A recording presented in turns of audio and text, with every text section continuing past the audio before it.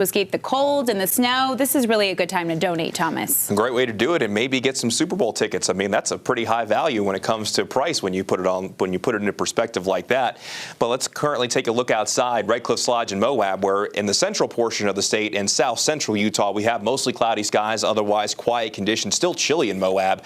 We're still sitting in the 20s at 28 degrees, but in northern Utah, things are beginning to ramp up. Our next storm system is currently moving in. We're already starting to see some snow, roughly around a half-inch at Snow Basin, but this is just the start of what is to come, because as we make our way through the middle of the afternoon into this evening, that's likely when we're going to see the heaviest snow with this particular storm.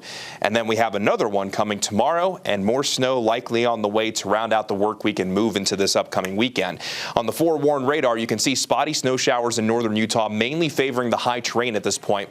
But when you look off to the northwest, there's a cold front that is currently moving in, getting close to Park Valley. As this system works its way in, it's going to increase the chance of snow across the northern half of the state. And given the dynamics with this storm system, there will also be that potential for pockets of heavy snow. So cold front getting set to move in. Then we have another system arriving tomorrow, which is why these winter weather advisories and winter storm warnings that we have in place don't only continue through today, they actually continue through tomorrow night. They won't expire until 5 o'clock in the morning on Thursday. The winter storm warnings include the Wasatch Back, the Wasatch Mountains, the western Uintas, and the Wasatch Plateau, while the winter weather advisories encompass eastern Box Elder County, Cache Valley, Bear Lake, and the Bear River Valley, the Wasatch Front, Tooele and Rush Valleys, eastern Juab and Millard counties, San Pete Valley, and the Central Mountains, all of which are currently in effect and will continue through 5 o'clock in the morning on Thursday. With the dynamics of this system coming in today, there will also be potential for thunderstorms, and more specifically, thundersnow, given our temperatures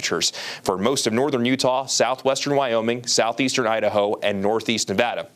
So do not be surprised as we move through this afternoon, you hear a few rumbles of thunder, and there will be that potential of snow squalls as mentioned. And what a snow squall simply is an intense band of snow, small band of snow that could lead to whiteout conditions and rapidly accumulating snow. In northernmost Utah and southeastern Idaho, that window looks like it's going to be between 3 and 6 o'clock, and then that snow will likely work its way down to the south, northern Wasatch Front, 4 to 7, 5 to 8 for Salt Lake and Utah counties. Maybe Salt Lake City could be in that 4 to 7 window as well, while in central Utah down around Juab County could see that between 6 and 12 a.m. Let's go ahead and time things out for you. We'll start the Futurecast at 1 o'clock this afternoon. The Futurecast shows that band of snow getting going around 3 o'clock in the afternoon in the northwestern corner of the state. Then it starts to work its way down to the southeast, but even at 4 o'clock, showing maybe a few strong bands ahead of that initial one, and then by 5 o'clock, showing it moving into the Salt Lake and Utah valleys, where we can again see times of heavy snow leading to some big issues for that Tuesday evening commute. By the time we get into tonight, once we get past sundown, those showers likely moving into the high terrain down into central Utah. Maybe a little bit of a break during the overnight, but I do anticipate with the northwesterly flow, we'll continue to see scattered snow showers across the northern half of the state. If we do end up getting a break, maybe for the Wednesday morning commute, by no means a guarantee. Could be a slushy Wednesday morning commute in northern Utah. Things ramp right back up into late morning into the afternoon with our next storm system moving in, which could potentially be stronger than the one that we're going to find out there today. And the one that arrives tomorrow will bring a better chance of those snow showers surviving into central and even down into southern Utah, where between late Wednesday night and Thursday morning, even could see some snow make its way down to St. George, as the scattered snow showers are expected to continue in the northern portion of the state. As we go from today through tonight, we are expecting some decent accumulations in the northern half of the state. Northern valleys 1 to 4. Northern mountains, though, could pick up between 8 to 14, especially with that northwesterly flow. And then I fast forwarded again from Wednesday into Thursday morning, and you can see that those totals increase even more and then even extend down into southern Utah. The bulk of what we're going to see over the next 36 to 48 hours will favor the northern half of the state, but the system tomorrow should bring at least something to southern Utah. When you put it all together, here's the expected snow totals through Thursday, 4 to 10 for our northern valleys, including the Wasatch Front. But if we do get some lake enhancement and lake effect snow, especially between late Wednesday and early Thursday, those totals could be higher.